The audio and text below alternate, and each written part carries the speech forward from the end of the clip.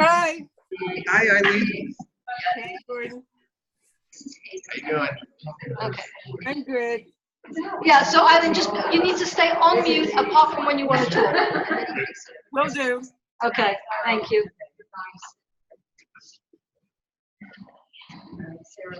We'll just get a microphone.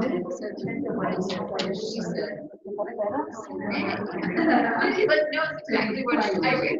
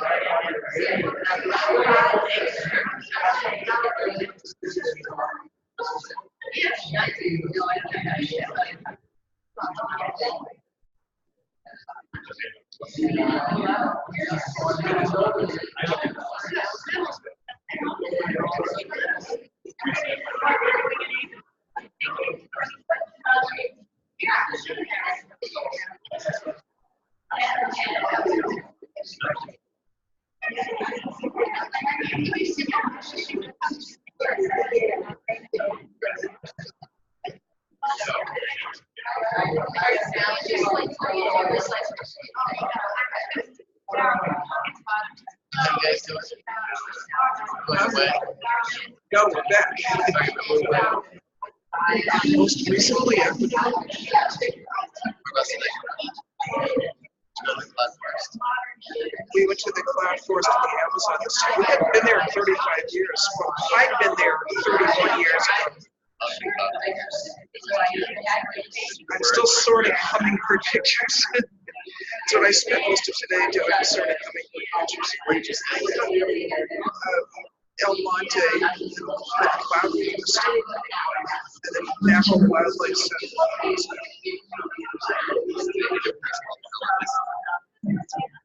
Okay, hi everyone. We're going to get started.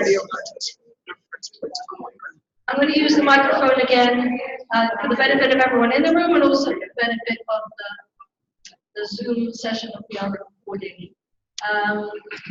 Yeah, I see myself at the moment, but I know that Eileen is on.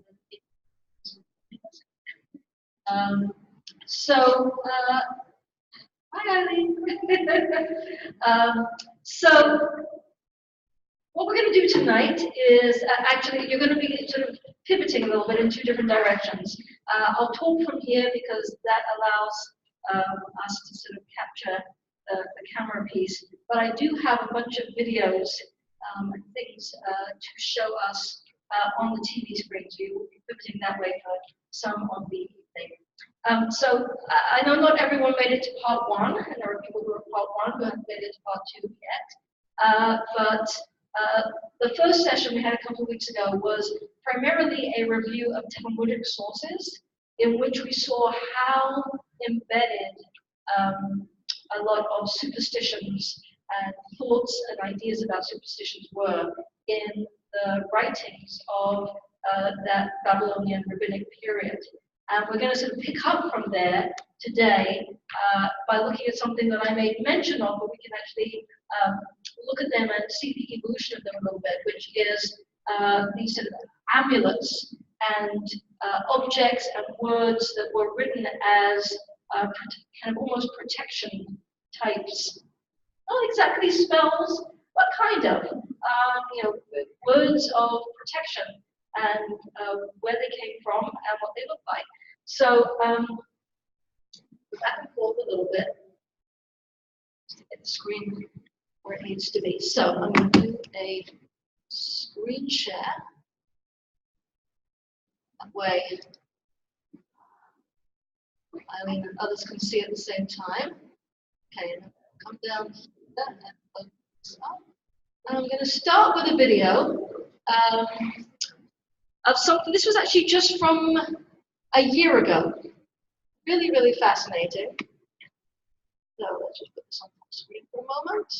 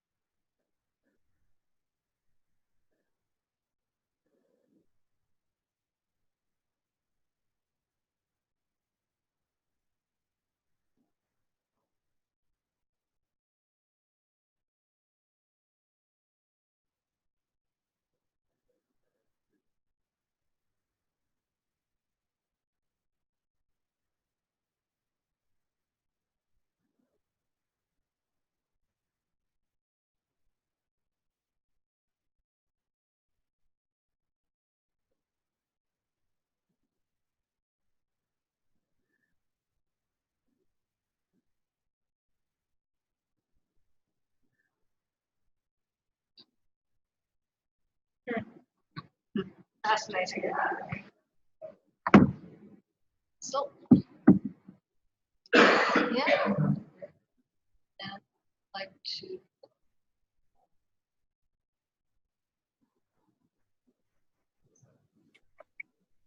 Rachel, Yes, I didn't get any audio from that. I don't know if your recording is going to pick that up. that's a good question. We've had that issue once before, and I'm not sure I can troubleshoot it in the middle of the class. So. Okay, well, just letting you know to check your video recording when you're done. Yeah, there is one place I can go to look. I'm gonna just take one moment and see if I can identify it quickly. I can't, Okay. and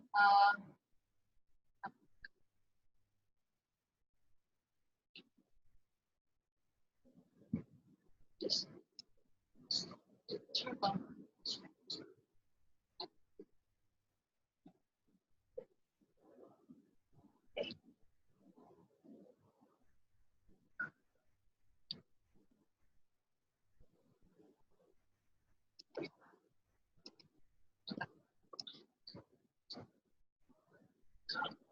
Stop the share for a second. Come back to here and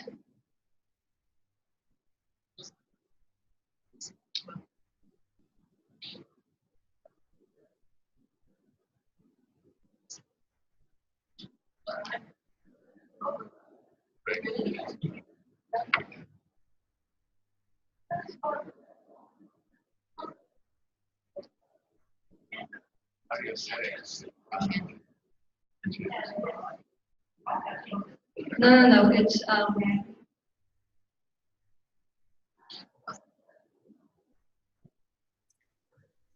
That's okay. You can always add the link from your Google Drive later. right.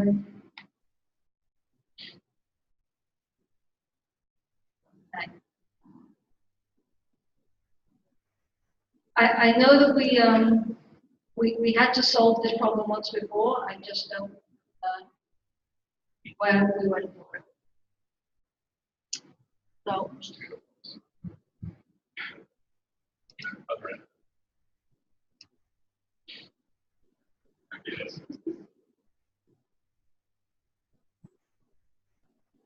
can you hear me at the moment?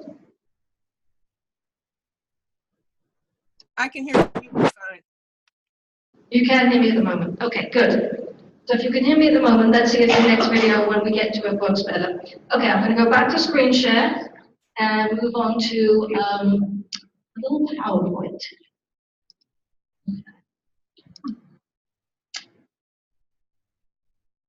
Back to here, and here we go.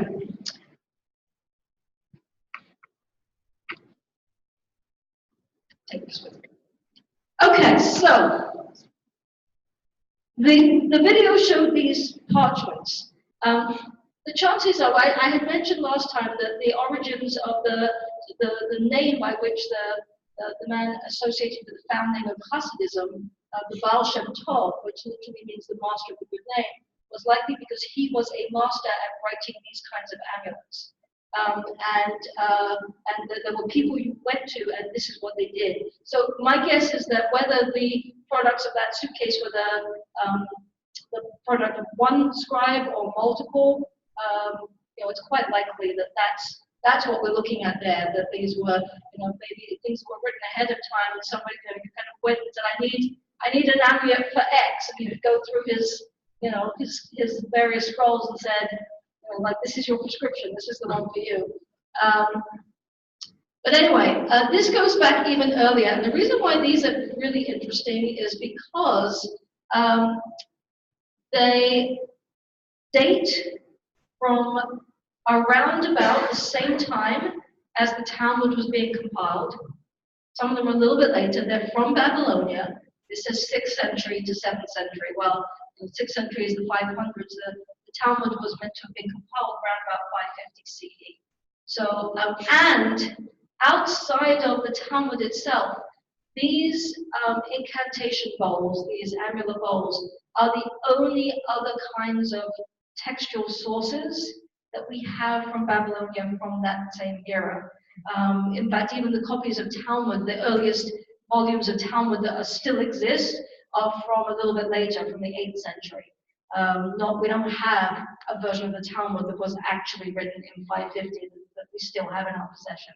So they're copies from later on in terms of what still exists. So, but these exist. And these incantation bowls are fascinating. You'll see what they have in common is in the middle, there is an image of a demon. And then around that is Hebrew writing. And if I scroll down, show you just a couple more here. This one's a little hard to see from a distance. But what we have here is the demon in the middle of this bowl is chained. And that's not uncommon. I found a fascinating article about these Aramaic incantation bowls. And let me share a little bit of history about them. So it was quite usual for them to be chained in this way. There was basically 3 ways in which you were trapping the demon and preventing them from doing harm to the person who was seeking protection from them. The first was putting them in the middle of the bowl and chaining them. The second was wrapping them around with these words, and I'll say more about what the words were in a moment. And the third was the bowl was then placed upside down, usually underneath the house, to protect the house. So by turning it upside down, the demon energy is trapped under the bowl and can't get into the house. So that was the sort of the symbolism of it.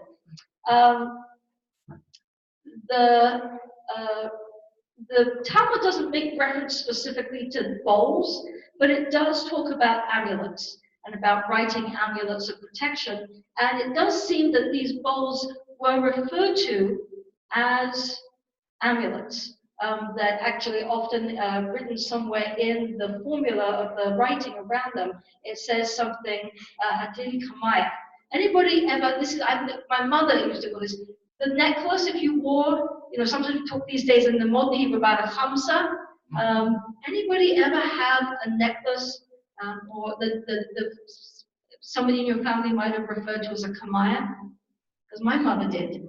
She used to, and I didn't know what it was, but a kamaya is literally this sort of Aramaic word for amulet. So it's another word for like wearing a khamsa or some other kind of, it doesn't have to be a khamsa, which is the hand, but some other form. The scripture, so often it would be scripture that we're familiar with, like Shema Yisrael, right? You would have the Shema in there. There would be some other particular biblical quotations that were common, that were words and phrases that sort of called on God, called on sort of the blessings of Torah to provide protection. There were also some phrases that were very specifically used in Talmudic legal documents. So one of the things that a lot of people have theorized is that if you were a scribe, which means that you might have been making copies of the Talmud, you might have been learned and able to write gittin, which are a get, a divorce document. That it could well have been the very same people who were doing that kind of work were also the ones who created and wrote these. Some of the language between them are very, very similar. In fact, in some of these bowls, it talks about very specifically a divorce formula in which we are divorcing from this demon. We are separating, we are cutting them off, and so often the phrase Hadin Gita, this divorce document, refers to the entire bowl. So that's kind of interesting. And so we see that in these bowls as well.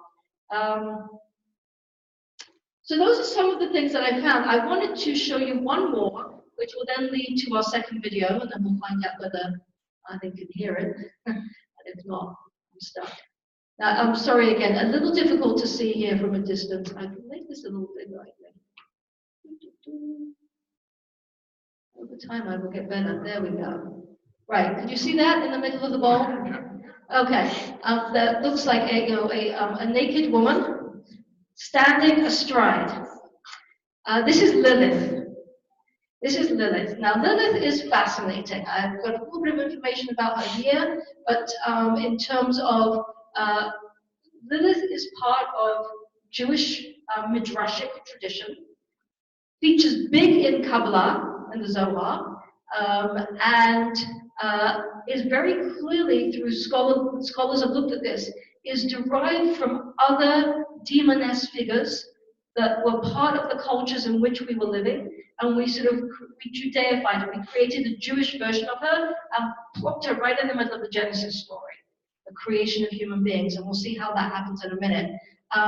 There is this combination of two female Sumerian demons, Lamashtu, who specialized in strangling women and infants during births, and Ardat Levi, whose specialty was the seduction and murder of young men.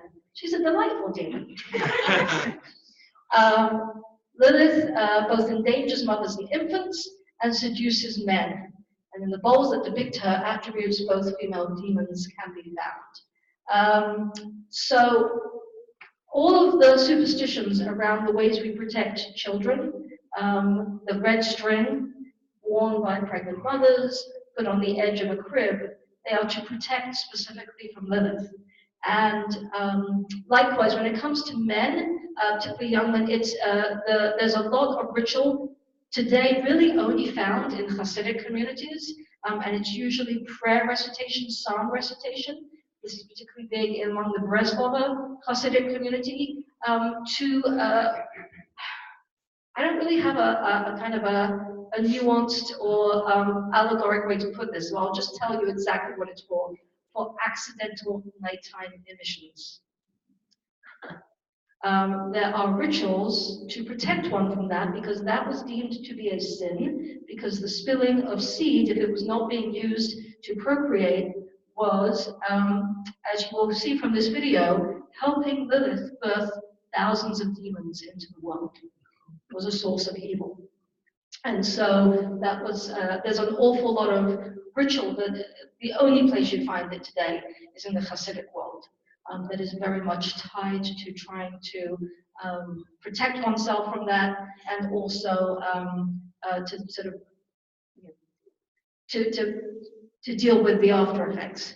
So, so Lilith has this very interesting history. The best contemporary reference to Lilith, if you want to know where Lilith continues to show up. Well, the Lilith Fair, right? Where did that name come from, right? The feminist. Okay, there's a magazine called Lilith Magazine. So there was she was reclaimed as a sort of feminist icon in a lot of different ways. Anybody like me, a big fan when it was on of watching Frasier? His ex-wife, right? I think that was quite purposeful. For those who are in the know, she was, the archetype of, bad in his mind. So, so I'm going to tell you more about that in a minute. Just while we're on this particular slideshow, this is just another image of one of those parchments that was actually featured in the video. I mean, you can see they're incredibly intricate, all kinds of words, letter formulations, often with words of from prayer. There are prayer. We talked last week about Asher Yatzah, about the blessing after the bathroom. And so there's parts of that prayer is often found on these amulets, as well as El Narafanala, please God, please heal her, straight from the Bible. That's what Moses says to heal Miriam, so if it's a healing. And then these are ones that would be worn as necklaces, so these are more historic ones. The one on the left is in Yiddish, the one on the right is from North Africa, and is in Hebrew. And then, if you go online to a Judaica store, you can buy these. The one on the left is a healing amulet, has the angel Raphael written on the top, and then it says El Narafanala. And the one on the right is a more decorative one. I have one that I'm going to pass around. We actually have in our house a part of our wall in our entrance lobby with a whole bunch of different khamsas that we've collected over the years. And I actually didn't know the provenance of this one until Suri said, take this one with you. I show everyone. This, she said, she got on one of her first trips to Israel in the late 1960s. So, it's not fancy looking, but there is a lot of Hebrew written around it. I haven't tried to decipher everything that it says, but it's a lot of names. I'm not sure the significance of the ram in the middle. At the bottom, though, it has the name of God with all of the different kind of combinations, permutations of the 4 letters of God. And the recitation of that's an Abulafian. Abulafia was a 12th or 13th century Jewish mystic. And his particular form of Jewish mysticism was one very much influenced by the idea that the world was created through words, and words are made of letters. And so you could shape, you could manipulate reality by manipulating letters. And he develops these very, very complex permutations of the Hebrew alphabet combined with all of the different vowels as a kind of mantra meditation that could go on for hours and hours and hours and could take you to some, someplace else. So it's very interesting. I don't know what the story is behind this particular khamsa, but I do see that that's what has been inscribed at the bottom. I'll just pass that around for people to take a look at. And while that's going around, I'm going to flip over to a video of Lilith. So I think that's this first one. Yes. Okay. Here we go.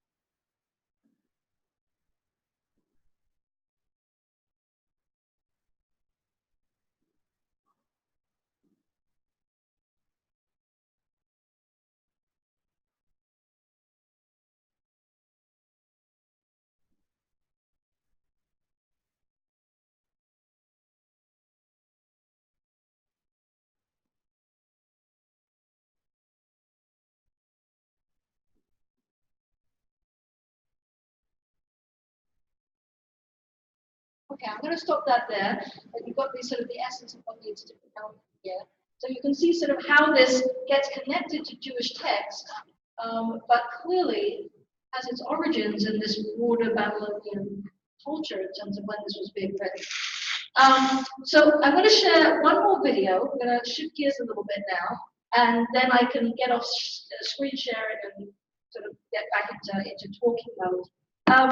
So this is amulets, and a little bit about Lilith and demons and the amulets and protections and some interesting background there. As I said, today when people wear a khamsa kind of necklace or put them in their home, or certain blessings for the house that are intricately decorated with lots of sort of symbolism, when people decide to wear red string, all of those practices have their origins, or if not their origins, have stories that have then connected those practices to these kinds of myths. One of the things that I'm going to highlight as we go through some life cycle things, birth, marriage, death, a lot of those rituals, is that it's not always clear whether the ritual was created out of the story or whether the ritual has some other kind of origin, but then a variety of stories get attached to it, including some of these mythical, superstitious, demon, protect you from the evil eye kind of versions. It's not always clear, and I don't know if we'll ever really uncover that. Lots of people have made the connections, but we don't know which one came first. So what we're going to do now is move on to marriage and then death. Those are sort of the two biggies. But I want to start with just a few minutes of a video of a movie of the story The Dybbuk. Now, the movie that we're going to watch like 5-6 minutes of it. The entire movie is available to watch for free on YouTube. And I will tell you, it was made in 1937 in Poland, one of the last Yiddish films ever made, pre-Holocaust. And it's fascinating in terms of the landscape. I apologize. I know the subtitles that are there, they're in white or gray. They're not always easy to read, and for some reason, not every line has been provided with a subtitle. But enough for you to get the gist. And especially when aside from kind of creating the scene of a shtetl life for you, in this short 5 minutes, there are so many superstitious references and behaviors. It's fascinating. It just gives you a window into, in the 1930s, like how familiar these would have been in that old world. And the movie is full of them, and Kabbalistic references as well. So for those who don't know, I know some of you might be familiar with the story of the Dybbuk. Where we're jumping in, the basic essence of this is that there are two friends. The movie begins, these two friends are traveling back to their homes after having gone to study with their Rabbi. And they go back and they go back to different places. And they are such good friends and they so love each other that they make this promise that if they have children, and one is a girl and one is a boy, that they will marry each other. So they've made like this vow. Right? Something's going to go wrong. As one of them is going back, he dies on the journey. He has to cross water in a boat. The boat goes over. The other goes home. And both of their wives are pregnant at this time. So the one who dies, his wife has a child, a son. The one who makes it home, his wife dies in childbirth, but has a child. And the child is a girl. The one who makes it home goes on to become a very wealthy merchant. And he completely forgets about the promise made years ago, because now as his daughter's getting older, he's a wealthy guy. You want her to marry, there's a kind of a hierarchy and status. So someone of means or a great Torah scholar. That's really the greatest thing back in that shtetl book, to marry a great Torah scholar. So he's busy making a match, but in the meantime, the young man who in this vow was meant to be her bashet, he ends up coming to the village to study Torah. He's penniless, he has nothing. He's taken in by this family, given a place to stay because, you shouldn't stay in the synagogue, which would have been the only other place he could have slept because, it's not safe to sleep overnight in the synagogue. The evil spirits might get you. And the two of them, they fall in love, but she can't have him because this arrangement has been made for her to marry this other Torah scholar. The one that she was meant for is so besotted with her that he resorts to Kabbalah and incantations to try and change reality. And in this sort of kind of orgasmic, sort of over-the-top pronunciation of Kabbalistic incantations, he dies. So we are now going to come into the story. They've just said Kaddish, they've just had his funeral, and it's like the eve of her wedding. And she'll take it from there. It's an amazing story, it really is. Okay. So let me just come up here, make sure I started in the right place. Yeah, okay.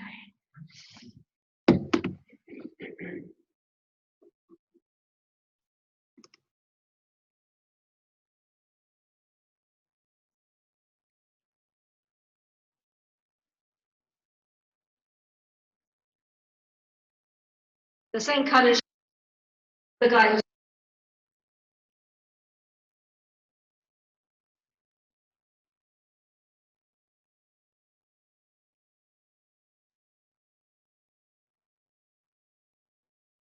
she's the bride.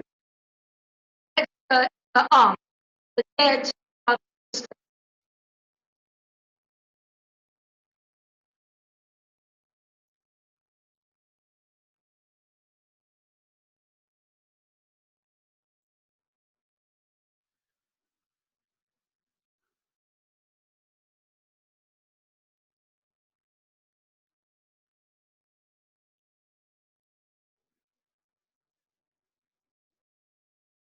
Superstitions.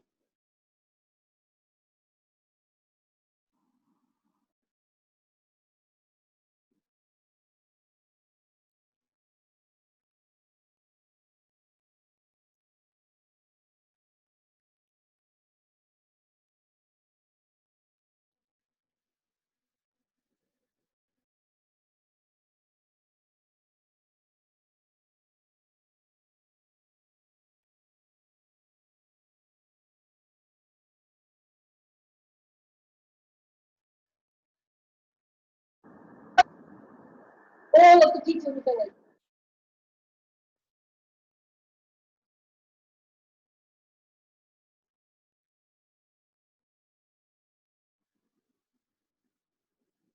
Go to your grave and invite her to your wedding.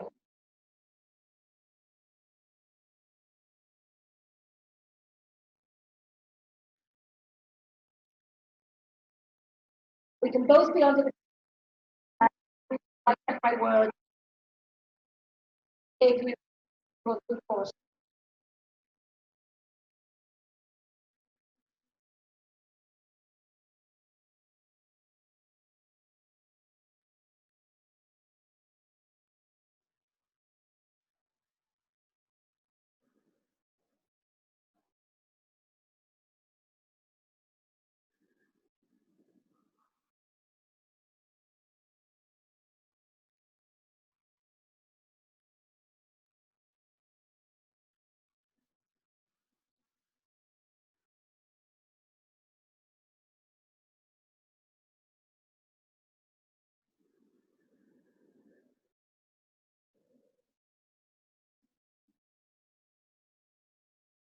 Who died.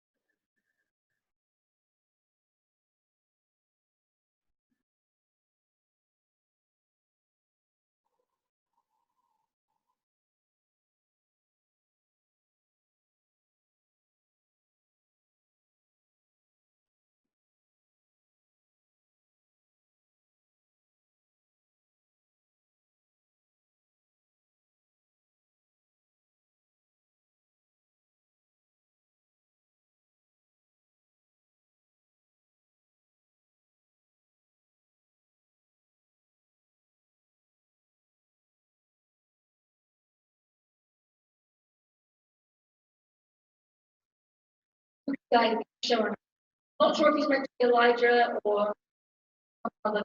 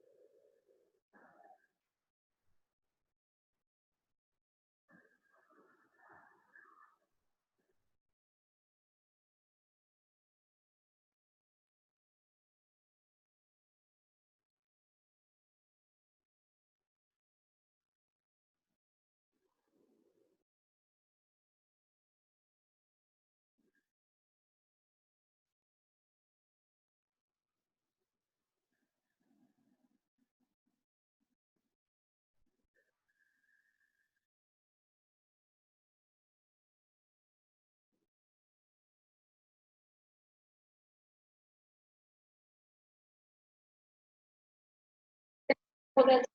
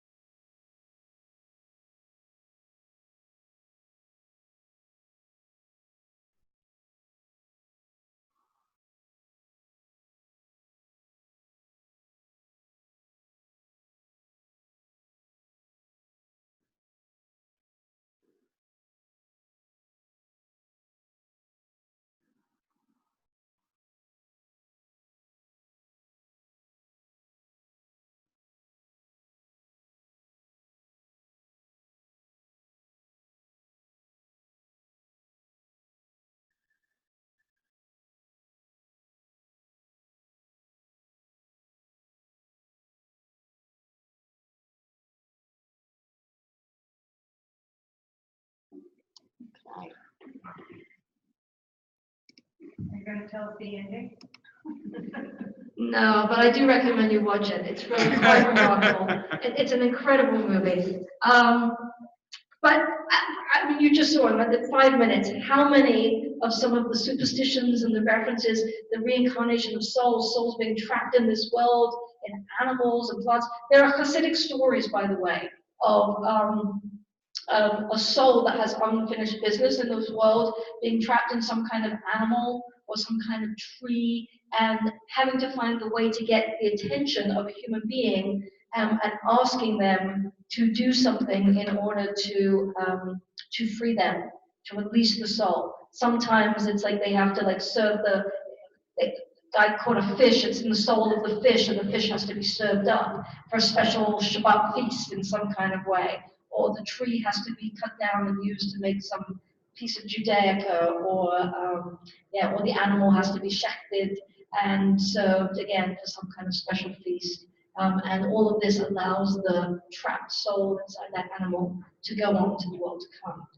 So there's a lot of these. If you look up old Hasidic folk stories, there are lots of collections of these folk stories now in English that are out there, and it's fascinating because this was not we read it and it's a little window like, did people believe this? Well, it was very much a part of that culture. You saw every time. How many times did that aunt spit? A lot of spitting going on in those times. That's one way of fending off the evil eye. Or spreading germs. There you go. That's right. And the idea of the sort of danger of being in the cemetery, and not looking back when you leave a grave. So let's go on to. There's things to be said about marriage. I'm going to come back to marriage. But yes, question.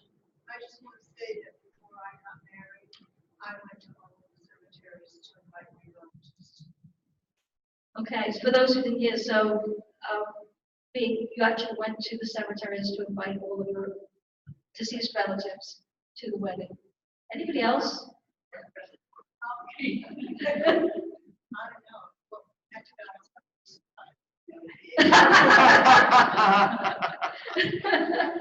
Right. So this isn't ancient history. These are cultural folk practices that often continue on in various forms. We still do it. We do it in a more modern way. There are many weddings in which I'm asked to to speak specifically of. That's often done in kind of in remembrance of. Will you mention my deceased grandparents? Or deceased parent. Those are usually the ones who I'm asked to find a way to acknowledge them at some point during the ceremony. I usually do it early on, as we kind of make reference to the chupra above us, and then it's a way of referencing the sort of spirits of others that might be above us. And and it's usually in the context of if they're looking down, taking great pleasure in seeing you continue with your life and find a beloved and get married, and that's not unusual. So it's not exactly the same as going to the cemetery to invite them, but in some ways it is. We might not be saying those words with a consciousness that we're actually inviting ghosts to come and show up, but spirits to show up. But we have a way of continuing these traditions. So because she was at the cemetery, I was going to start. Marriage is happier than death, so let's start with marriage, with death and dying. The not turning back when you visit the grave. So there's things that we still do, and there are things that we used to do that I haven't seen done, but maybe some of you had. I think one of them I mentioned last time, which is the practice of taking a clod of earth or grass as you walk away and throwing it over your shoulder. That was one practice that was quite common as a way of doing that. The other, oops. Message I got in the last year. Oh, you can look at that later. Oh, thank you.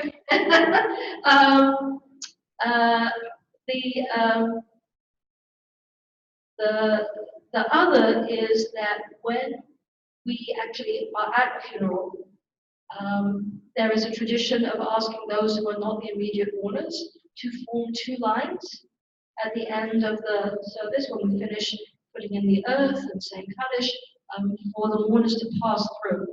And part of that practice is about, the work that the deed has been done, you have buried your loved one, now leave, don't hang around.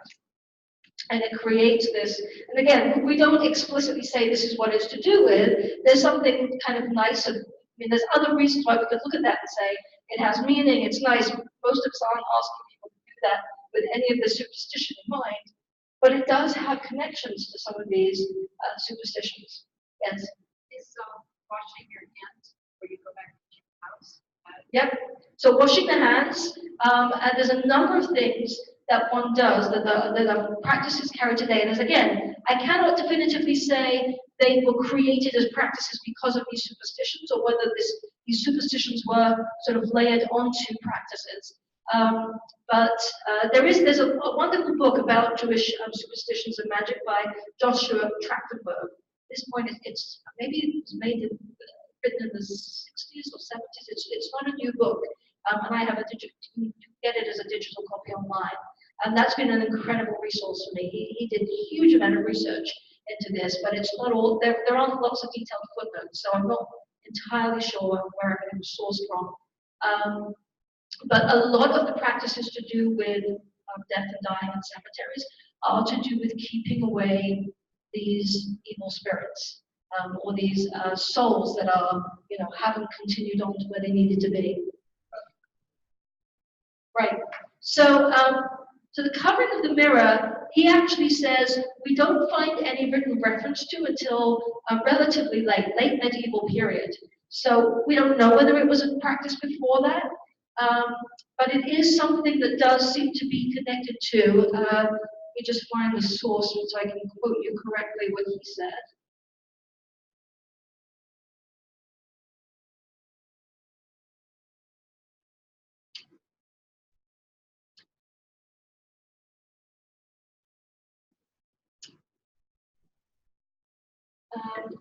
He talks about there being a notion that the soul projected out of the person in the shape of his reflection in the mirror might be carried off by the ghost of the departed, which is commonly supposed to be lingering around the house. So, so that is one of the connections to the mirror. Again, one of the things that I think is interesting in learning about some of these connections and maybe some of these origins is, well, does that mean we don't do them anymore?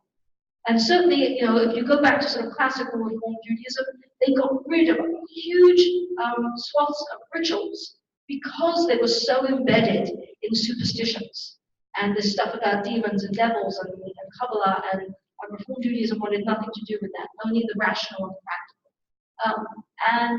And so when I'm asked today, should I cover the mirrors?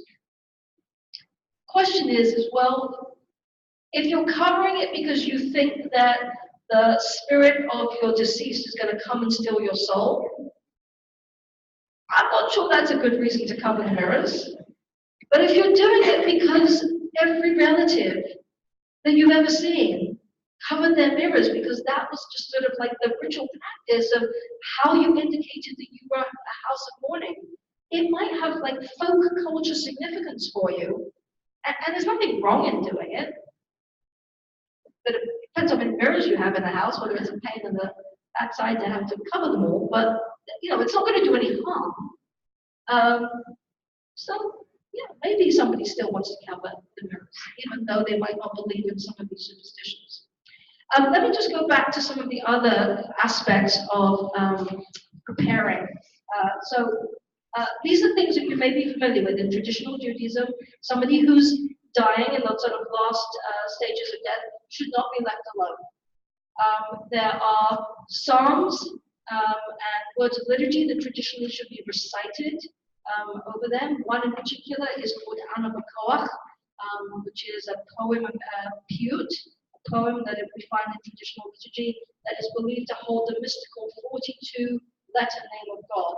And because it holds this mystical name of God, has the power to drive demons away. The shomer, the idea that there is a guard that stays with the body until it is buried. Again, primarily, the practice is connected to keeping away evil spirits. It might have had a practical element as well. If you go back far enough, wanted to keep rats away. We didn't have refrigeration. This was, in pre-modern times. You wanted to keep marauders away. Somebody who might come and want to kind of take things or steal things. But the mystical rabbi from the 1700s, Isaiah Horowitz, speaks of the importance of the shomer and the non-stop recitation of words, psalms, and to keep demons away. There was another medieval custom of marching 7 times around the corpse, reciting biblical verses. And I wonder whether that has a connection to, there is a tradition that you may not have seen, but in God's funeral, you are meant to stop 7 times between the hearse and the actual gravesite itself. And with each stop, there is a short verse of psalms or liturgy, biblical verses that are recited. I usually have a practice of reciting a collection of those verses as we walk to the graveside, but I don't make the people schlepping it stop 7 times. Sometimes there isn't very far to go anyway. But so I was aware of that tradition, but not that, again, it doesn't make, it's not a surprise. 7 is one of those sort of magical numbers, again, keeping away evil spirits all the way through to the very last moment. And we see that actually referenced in late Talmudic and early Gaonic times, so that's 7th, 8th century. So we've been doing that for quite a while. And again, last time we made mention of Psalm 91, it was recited to keep evil spirits away. Again, it's meant to be recited at the end, towards the end of the funeral rituals, so that these evil spirits that might be in the cemetery don't follow you home. The washing of the hands, the bowl being outside the house before you step in, again, is another point of connection. Yes?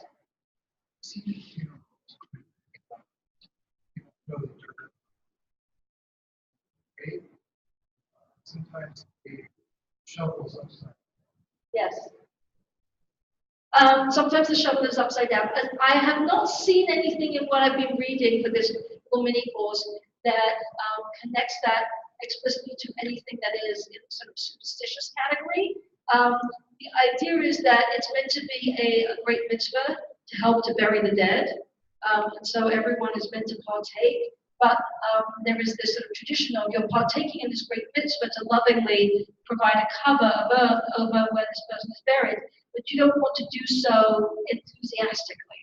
You know, that there is a mournful, you do so reluctantly. And so the turning it over, at least for the first time, is this sort of just kind of symbolic way of indicating reluctance. I'm going to do it and hold the shovel in the way that you're not really meant to hold the shovel, in a way that doesn't really make it easy to do this.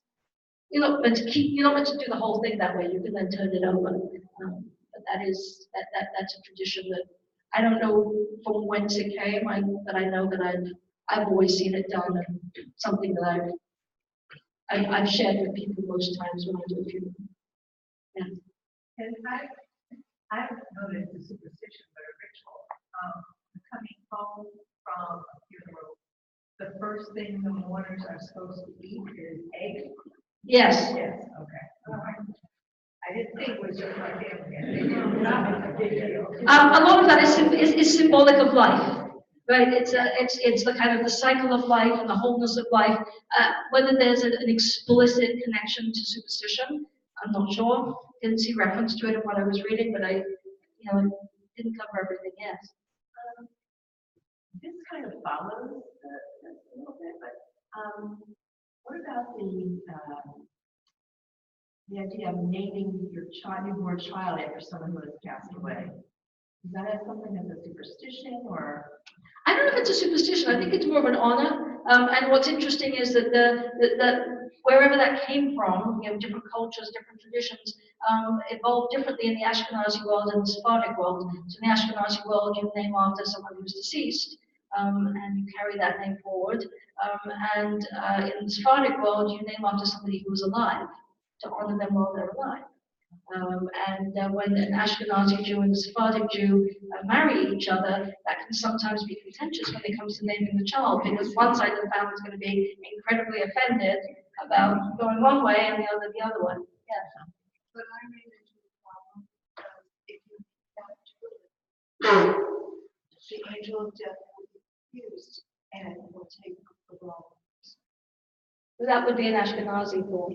Clearly, it wasn't a concern in the Sephardic world. Right. Right. And by the way, there is a practice, if someone is very sick, or dealing with something, right, of changing the name, of actually going through a ritual with a rabbi of changing your Hebrew name to divert, to confuse these evil spirits that might be in some way responsible for your suffering. And by the way, this carries over also to the period of mourning. One of the things I found interesting in doing this research is that we're familiar with the tradition that the mourner is meant to be at home for 7 days, Shiva.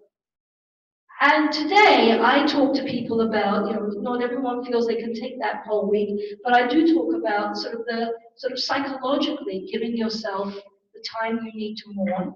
And also space where people might be coming in to visit you, sort of in this sort of ritualistic way, giving you an opportunity, a chance to talk about the deceased, that actually telling stories and talking about the deceased helps a little bit with the mourning process for most people, rather than sort of keeping it all locked inside and being isolated.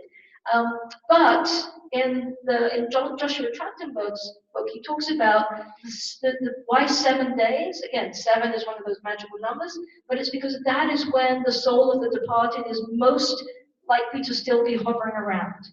And so you want to be protected from that. You're not meant to leave the house except for Shabbat or festivals, and then the 30 days, and then the 11 months. That the connection is all to do with the journey of the spirit, of the soul of the deceased, and was not necessarily originally designed with the kind of psycho-emotional needs of the mourner in mind. And in fact, I know that I've discussed this with some of you in the room, that there is this tradition of saying Kaddish for, one of those who are considered really a parent or a spouse, to say, we talk about saying Kaddish for a year, but actually it's not a year, it's 11 months. And why is that? No one's that evil. Right, no one's that evil. So what's that about? The fact that we say that there's this story about this is that there is this belief, this understanding, this story, that the soul does not immediately go into the world to come. That there is some in-between place where it has to hang out to be purified of any sins that were not fully atoned for in this world. And so the recitation of Kaddish is helping in the purification process and helping that soul move on. And the reason why, and the maximum sentence is 12 months, but no one would believe that their own loved one was so bad that they needed the full 12 months. So you just say Kaddish for the 11 months and you're done. That's where that comes from. Yes? In terms of babies being born, I'm aware of 2 different traditions within our family. One is that when a person died, that it was good to have as many children named after them as possible. And the other was is that once you use a name once, that it's considered like a kanahura to name someone else after the same person. I'm more familiar with the second of those than the first. Again, maybe different traditions influenced by different places. I know that there was great consternation in my family when my father got his name, I think just a year or so after his first cousin was given exactly the same name. Did not go down well, but they were naming after the same person. So different traditions there. Okay, yes. There's one more that you haven't mentioned that I'm curious. I was pregnant when my grandfather passed away, and we were very close. And I was involved in the time, and he was, most of the family was in New York. So they wanted us to come to the funeral, and we did. But I was not allowed to go to the cemetery. They brought me back to the grandmother's apartment to wait while everyone went to the cemetery. I don't remember whether anyone went with me. I just don't know. Right, but they went to a whole lot of places to make sure that I didn't go to the cemetery. Right. And I had a similar story. I went out to the cemetery to knock out a car. Because the rubber wheels protect. So it's often the case that you and by the way, I know this is not unique to Jewish tradition at all. There are many other folk traditions. I actually was having a conversation and learned that in Native American tradition, pregnant women should not go to a cemetery. There are certain transit. What we'll see, and we'll see this actually, the last thing I'm going to talk about this evening is Havdalah. Because Havdalah is really fascinating. But Havdalah is the transition from Shabbat to the rest of the week. All of these things where there's so much superstition connected to life cycle, these are transitions from one state to another. And when you go from one, like not being born to being born, or the first few weeks of being of birth, or when you're going from not being married to being married, and when you're going from almost dead to dead, you know, and then what's the other side? Is there a similar thing the other side, from almost dead to being dead to spirit hanging around to spirit being truly off into the next world? That all of these moments of transition are the times when we are most at risk, because the thin veil between our reality and our world and some other world that might exist, the spirit world, the worlds of the soul, you know, this world to come, that is when there is this sort of potential for energy to slip between these worlds. And that's why we see so many of these superstitions and these rituals around these moments. So Havdalah, which is the transition from Shabbat to the rest of the week, we're going to see it in particular, but pregnancy is another one of those. You know, you are in this, there is this very, very unique kind of transitional state that you're in. And so I think that's got a lot to do with it. One final thing to do with the cemetery, and then we'll go on to marriage. And that is, again, it was a reference, just a mention in Joshua Trachtenberg's book, and I cannot say for certainty whether it's accurate or not, but I find it fascinating. Because one of the things I'm often asked, aside from what's this thing with the shovel being upside down, is why do we put the stone on the on the grave when we visit? And the answer that I have generally given in the past was that, you know, once upon a time it was a practical thing. You marked where you buried someone by putting a pile of stones, and those might got moved or taken by other people, and you come and you add some more stones. That sounded like a common sense answer, but I'm not sure where I got that from. There's the idea of permanence, of memory and permanence, and so that sounds like a very contemporary answer.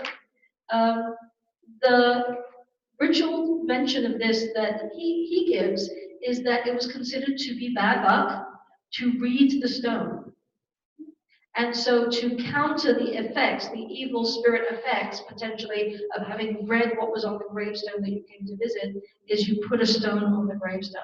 And that kind of trapped it, where whatever that evil spirit might be, or that dibuk might be, it would keep it right where it was meant to be. I don't know, but it's an interesting explanation, yes. When we visited the synagogue in Budapest, there is a remembrance garden, and they talked about the idea of we put stones on rather than flowers, because flowers die, and stones on rather than. Right, and that's the answer that I most, you know, give as a contemporary answer. I'm just not sure whether that's the original. You know, usually when we're not sure why we do something, it often means that the earliest version of that does have something to do with spirits and superstitions, and we've sort of covered them up with sort of other reasons. And that doesn't mean, as I said, we shouldn't do them, because we're the inheritors of this incredibly rich folk culture. And even though we might leave some of these beliefs and stories behind, there's kind of something nice, I mean, about sort of digging this up and sort of like this sort of connection. I mean, watching the people in that movie, you know, as different as I am to who they are in the world they lived in, like there is this sense of kind of connection. Like that's my history. Those were my people, and put a connection to some of those practices. It's sort of intriguing to me. Why do they still maintain tradition? The Kohanim not going to the cemetery is biblically based. That they are not allowed to come in contact with the dead. Yeah, so that's why if somebody is a Kohen, they'll often ask for their loved ones to be buried in the line closest to the fence of the cemetery, so that they can attend the cemetery, the funeral while standing on the other side of the fence. Right. Yeah. It's also why you've sometimes in the past, I haven't heard this for a while, there are particular stories of Kohanim wrapping themselves in plastic when they fly on the plane, in case they fly over a cemetery. Apparently it's happened. It's not just a Budweiser, but apparently it's a thing. Okay. So, weddings. So much superstition in weddings. Fascinating stuff. First of all, a little snippet I picked up from Trachtenberg, that had no idea, but it made a lot of sense to me. There was apparently in the Roman civilization a superstition around it being bad luck to get married in the month of May. Not quite sure what the story that the Roman culture associated with why it was bad luck, but there is a Jewish tradition of not getting, which by the way the Reform movement we completely ignore, of not getting married between Passover and Shavuot, which is essentially the month of May. I mean, it's not exactly a match. And we Judaified that superstition about it being bad luck by saying because this was a period during which all of the disciples of Rabbi Akiva were horribly murdered and killed by the Romans, and the killing, the massacre stopped on Lag BaOmer, the 33rd day of the Omer, and that's one day you're allowed to get married, or some will say from that day through to Shavuot you can get married. But that's a legend. We have no historical documentation of that massacre happening, of that being a true event. So that is a legend story of Judaism, but it is used to explain why we don't traditionally have marriages. So I found that, again, just a little snippet, but I found that very fascinating. As you might imagine, the big one is the smashing of the glass. And the other is the use of a talit over them in the chuppah.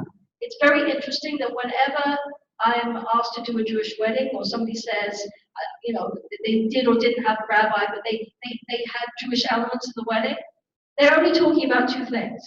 They're talking about the chuppah, and they're talking about the smashing of the glass, because most people aren't, unless you are, happen to have studied this, or you're a rabbi, they don't know what the traditional words are, the ritual language of blessings and recitations in the actual ceremony. So they're going by the things that make an impact, right? And in fact, there are non-Jewish weddings where people have been to Jewish weddings and they loved the fact that they stood under a chuppah, and they loved the fact that they smashed the glass. And those symbols have been co-opted and borrowed by people who are not of the Jewish faith at all, neither of them, because they thought that was cool and they liked that at their ceremony. So it's fascinating that those are the two elements that have the most lasting power. 1,000 years from now, we will still be standing under a chuppah and smashing a glass. And both of these have their origins in superstitions to guard off demons and the evil spirits. So in a traditional wedding, you also see the mothers smash a plate. Wedding, is that the same? That's a little bit, I don't know whether it has a superstitious undercurrent in terms of another story. I didn't look into that one. It's generally when the last children in the family are getting married, they smash the plate, and it symbolizes sort of the break and the moving forward to like the new family kind of configurations. So that is something that is sometimes still done. But yeah, so the smashing of the glass, there are a bunch of stories. They come from the late Talmudic period, that somebody was once, the party got too raucous, and actually there the story was the plate was smashed because people were celebrating too much and getting out of control. They needed to tamp it down a bit. There's sort of a rabbinic story about that. The story that you normally hear in a traditional wedding is that even in the midst of our joyous times, we remember the destruction of the temple and the terrible tragedies, and we remember the sadness. Now, I don't know about you.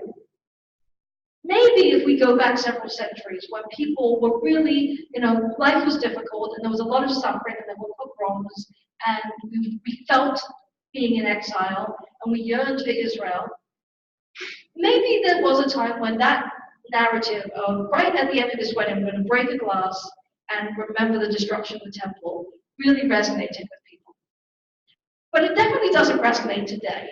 And I'm not sure it ever did. I think that is a gloss over to kind of that rabbis use to make it kosher that we do this breaking of the glass, because the connection to demons is again that this is a transitional moment. We want this couple to be blessed with mazel, with good luck.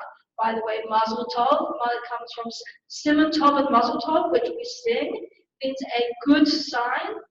The simon tov is a siman is a sign, and the mazel means the mazel lot. It's It's the stars. We had, in ancient times they believed in the signs of the stars and what was a good constellation, and that would dictate, an auspicious day and not auspicious day, whether you should do something, whether you should not do something. And so that's actually the origins of Simon Tov and Mazel Tov, is, may this wedding be under a good constellation and you have good luck. And then just before you sing that, you break this glass. Breaking the glass is like something terrible's happened or something sad, and I'm upset. And so in doing that, the message that you're sending is, this is not a happy occasion. And that will be confusing to the demons. And thinking that it might be a sad occasion, they leave. They depart. They're very simple souls. And they get easily confused. Likewise, the talit over the couple is, again, it's the presence of the Shekhinah, the divine presence. That's what it symbolizes. And it's providing protection from these negative forces, these evil spirits that might come to try and undermine what should be a joyous occasion and what we hope will be a joyous life together. So that's some of the stories that underlie those two particular aspects of Jewish life. Yes? When I have relations, I know that finally, mission bride, and it was to everybody. That's Yeah, again, because it's it's like passing on the good vibes, right? This is a good day for me, and I want to bestow good luck on you because this is there's like extra good luck energy around me, and I'm going to share it with as many of you as possible. Yeah, so the men have something called a tish, where they get drunk, and the women gather and they're meant to sing. While they're studying, right? And all of this, by the way, on an empty stomach, because traditionally bride and groom are meant to fast on the day of their wedding until they get married. Right, and the women gather and they're meant to sing and entertain, and she's meant to bestow blessings. Yeah, and that's still done. And many of these cultural elements of these ceremonies have carried over. They do that because they're lovely. They're actually very lovely kind of rituals to do. Okay, so I've got about 10 minutes, so I think I've covered a lot of the specifics that I wanted to get to around death and dying, marriage. So the last one is Havdalah. And what I discovered when I was doing some research on this was really interesting. I did not know this, but in an article in something called the New Paradigm Matrix by Rabbi Elise Goldstein, pointed out that in the early reform movement of the 1800s, we did away with the ritual of Havdalah. They actually took it away from, we should not do it. And the reason was because, again, they were cutting out anything that was embedded with superstition. We took out references to angels in our prayer books and other kind of rituals that drew on superstitious type references. And Havdalah was seen to be so completely saturated with superstition that it was irredeemable. And so they got rid of it.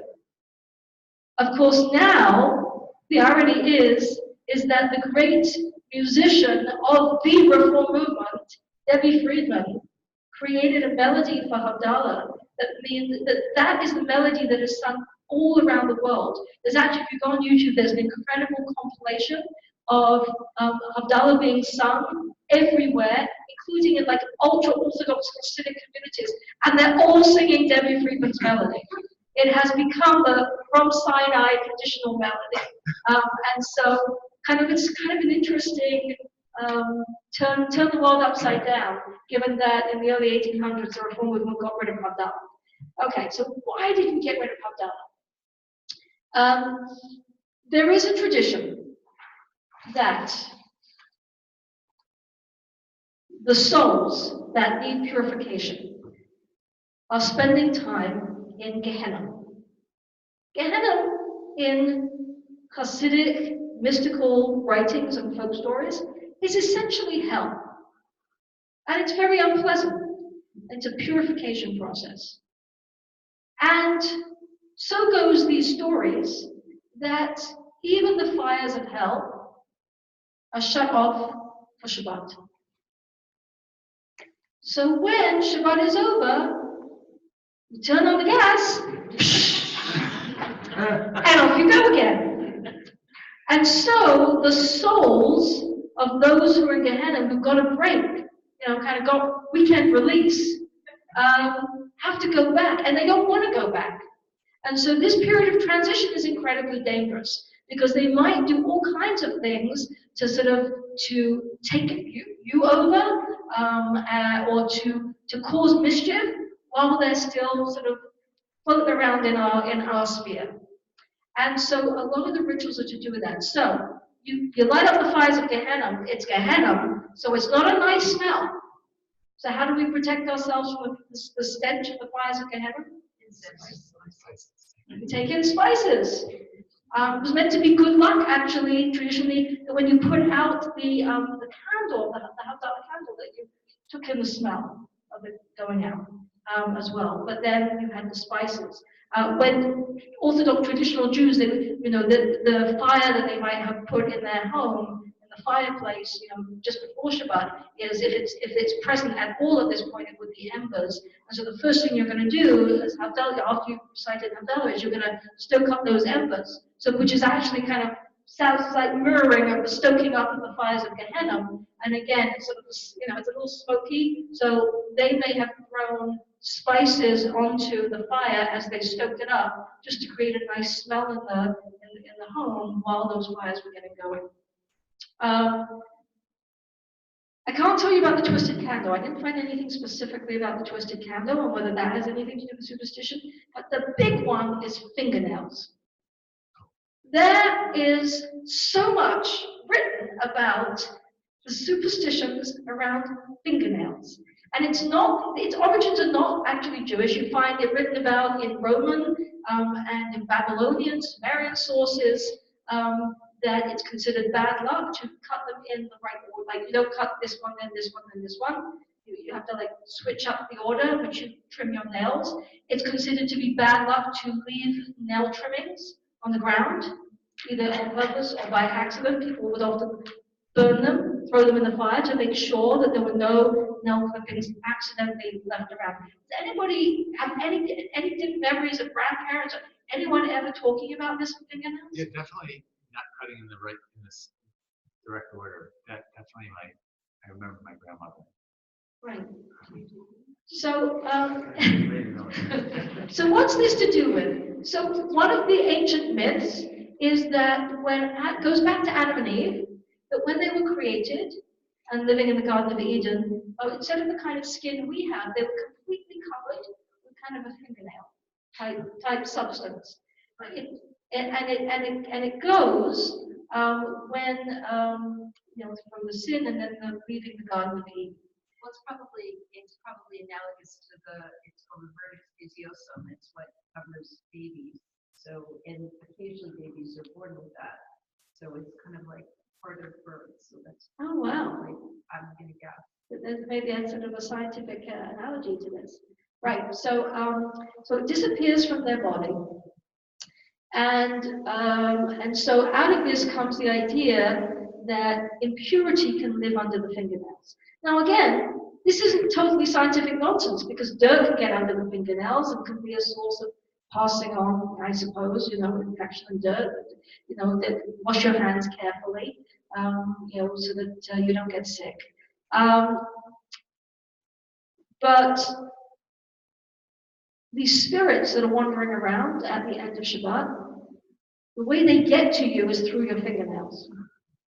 So you're very careful. So you'll notice people hold their fingers up to the light of the Havdalah candle, right? There's a lot of different stories around that. We're warming our hands by the fire, just like Adam and Eve did at the end of their first day out of the Garden of Eden when God had compassion on them and showed them how to make fire. There's a lot of other stories connected to what we are doing. But some of it has to do with checking the fingernails. It also has to do with, they also say that the thumb in particular there's a demon that has great power of coming through the thumb. And so some talk about doing this so that the thumb is protected by the other 4 fingers, so that evil spirit can't get through the thumb and cause problems. And the problem that it's particularly connected to is causing memory loss, that one can lose memory through the fingernails. And that's the trimming of fingernails and what you do with them. That's why if you accidentally step on somebody's dropped fingernail, yours or somebody else's, it can cause loss of memory. That was the folk superstition around this. And so we're guarding against this curse. One of the people we call upon who can help to protect against the loss of memory is Elijah. Elijah. And we call upon Elijah. We sing Eliyahu Hanavi right at the end of Havdalah. He's meant to bring good luck and protection. I learned a different story, which was that he's meant to be the one who announces the coming of the Messiah, but even the Messiah won't come on Shabbat. And so the first moment that the Messiah might show up will be right after Shabbat's gone out in any particular week. So we call upon Elijah with that hope. Again, that may be, I don't know which piece of these stories came first, but Trachtenberg claims that there are texts in which people described these rituals and Elijah in reference to helping to protect from the evil spirits that might carry away our memories. So what I find fascinating is that in a contemporary setting, like if you're at the Jewish summer camp, we often talk about one of the last things we do before we make Havdalah is we want to take in the sweetness of the Shabbat. And so we go around and we share our best memories of Shabbat. It's kind of like we're holding on to the memories right before we do the ritual to then move on to the rest of the week. I don't think that has anything to do with these superstitions, but there's like this little connection there, a sort of a contemporary twist of something that takes us back to some of these earlier stories. So that's what I found about Havdalah and fingernails.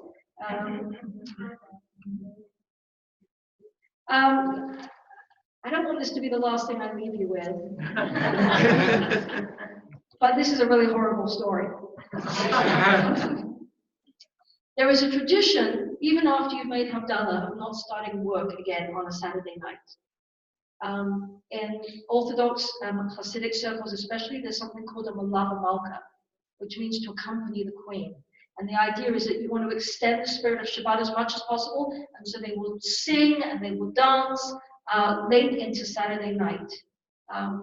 I didn't know it was connected to you shouldn't actually start working again on Saturday night. This is a story apparently attributed to Moses Isserles. Now, Moses Isserles is the rabbi who wrote an Ashkenazi commentary on the primary code of law upon which, in contemporary times, all Jewish law is based, the Shulchan Aruch. It was written by Caro, which was a Sephardic Jew, and so Isserles then, once it was published, went through it painstakingly, and where they were like, well, actually Ashkenazi Jews do this a little differently, he wrote all those little details in. So we're talking 1600s, 17th century. And he gives a story of a scribe who was so eager to get back to work after Havdalah that he started to write again on Saturday night, and he was so taken over by the activity because the spirits had gone to him that when he ran out of parchment, the skin on his back was peeled off so he could continue to write. Yes, it's a really horrible story. The imagination of these rabbis, but these were warnings against doing some of these things. So I don't know, where does this leave us in terms, other than with a horrible story to end? In terms of these superstitions, we've kind of scratched the surface. We could uncover many, many more when we come to other festivals and things that we do, and stories and folk stories that we know. But I think my goal was in doing this little mini part was there were so many times when I've been with one-on-one with people who would say, why do we do this and why is this part of that? And I either knew or I had an inkling that a lot of them had their origins in these stories and superstitions, and especially the keeping away of evil spirits and demons. And so it was a great opportunity for me to actually research it a little bit so that I could be a little bit more definitive about some of those hunches that I had, and also help us have a little bit of an understanding, not only of how much sugar we all are in terms of as a Jewish people, with some of these stories that we carried through the centuries, but also just the richness of the imagination and of folk culture. So that when we understand, like, why do we do what we do? What does it mean to be Jewish or to practice Judaism?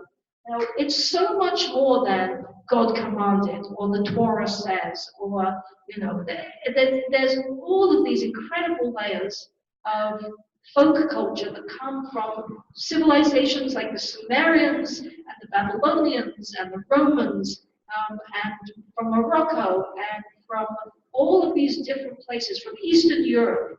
All of the folk cultures, from the gypsies, from all of these other different cultures that we came into contact with, and all of that is layered into the folk stories and the practices that have become part of who we are. And I just find that fascinating. So I'll take any last questions or comments, but other than that, I'm done for the evening.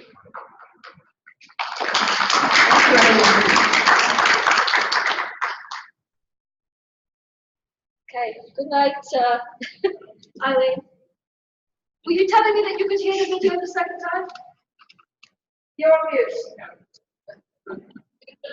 You're on mute.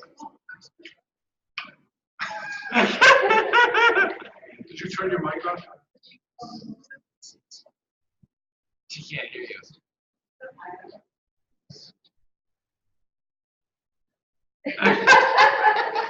Oh well. Now you know how she felt.